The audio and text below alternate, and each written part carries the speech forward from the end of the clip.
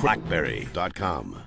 Hey everybody, Kevin here for Blackberry.com with the long-awaited Blackberry Z10, or Z10 for all you Americans out here. This is the first Blackberry 10 smartphone from Research in Motion. It is designed for touchscreen use from the ground up. Not one single line of code has made its way from the old Blackberry experience that we all know into this device. The hardware's all new, the software's all new. It is a brand new Blackberry experience, re-engineered, reinvented. It keeps the best of the Blackberry that we knew in the past and adds to it a whole new dimension of Blackberry. And what's really interesting is that it looks like a Blackberry despite the fact it's missing, a keyboard. It's missing a trackpad. It's missing all the things that typically make a Blackberry look like a Blackberry.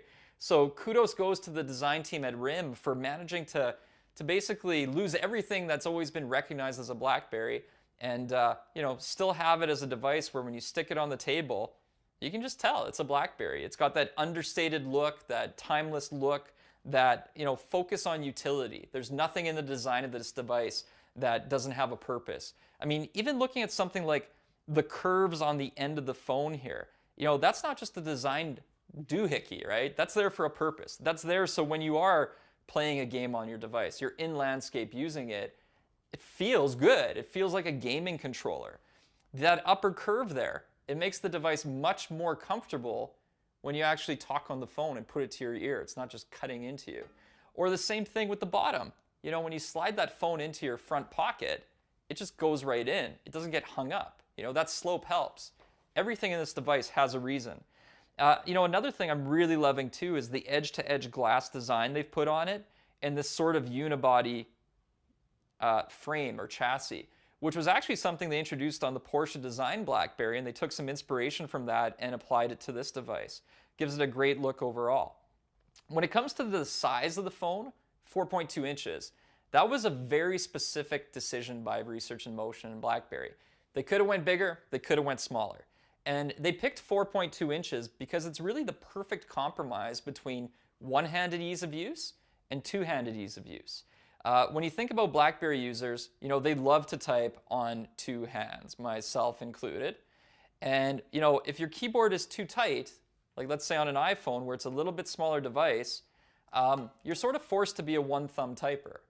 You can, if you have small enough hands, you can get in there, but it's not comfortable. And Blackberry users are used to having a comfortable keyboard.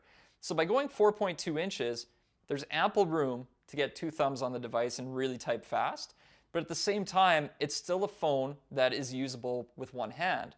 Whereas if you look at what is happening sort of on the Android side of things, where everybody wants to go bigger and bigger and bigger with their displays, it becomes the kind of phone where reaching over to the left side of the keyboard gets hard, reaching up gets very difficult. And on a device like this, it's just kind of comical, right? That's no longer a phone that you're going to be using one-handed very easily. Other specs on the phone, RIM has really, done a good job, right? The processor's 1.5 gigahertz, dual core. The chipset's going to vary based on where in the world you're buying the device. It varies from carrier to carrier. It has LTE, of course, here. Under the phone, RIM has given us a removable battery door. So if your battery goes dead, you can always swap in a new battery. It's an 1800 milliamp battery. There is expandable storage, so there's 16 gigs baked into the device of memory, and you can put your cards in. There's support for 32 gigabytes, but we've actually put a 64 gig in here and formatted it, and it worked okay. You'll notice on the battery door this sort of antenna and these two connectors which connect back to here. That's for your NFC or near field communication support. So that enables things like bump and tap for pairing devices or sharing contacts. If you bring two phones together, you can add each other to BBM in literally a tap. On the media side, the display itself at 4.2 inches is very high resolution.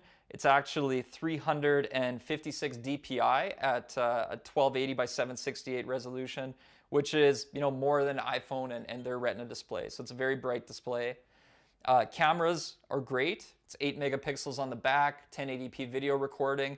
There is a front-facing video camera, so if you get something like a BBM video chat coming through, you will be able to use the front of the device for that. And that's 2 megapixels and 720p on that. Overall, it really has everything you'd expect. Otherwise, GPS is there, obviously. It's got Bluetooth 4.0 support, Wi-Fi ABGN enabled. It has mobile hotspot on it, and all the sensors you'd want there too: accelerometer, magnometer, proximity sensors, gyroscope, the ambient light sensors. It's not lacking for anything. And the design itself, like I said, it's all geared for touch use. There isn't even a button on the home screen to come back to, because you don't need one. When you're in an app and you want to come home, you just swipe up. And we'll be taking a long look at the BlackBerry 10 operating system. But I just wanted to give you a look at some of the hardware design features that really go into making this new BlackBerry 10 recognizable as a BlackBerry, even though it really is a new era for BlackBerry and a new look altogether in the full touchscreen race.